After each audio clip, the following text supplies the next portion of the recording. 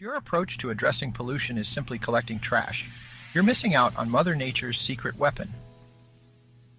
Microorganisms.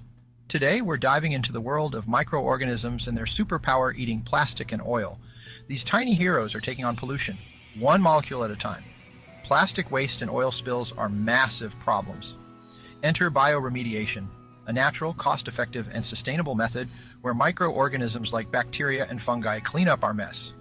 Meet Ideonella sakaiensis, a plastic-munching bacteria, and Aspergillus terreus, a fungi that devours polyurethane. They break down complex structures into simpler, eco-friendly compounds. And the results? Mind-blowing. A study showed bacteria and fungi clearing 75% of a plastic dump site in 6 months. In Nigeria, microorganisms cleaned up 95% of a massive oil spill. These tiny warriors have the potential to revolutionize our fight against pollution. Want to learn more about these incredible solutions? Check out my other videos and drop your thoughts in the comments.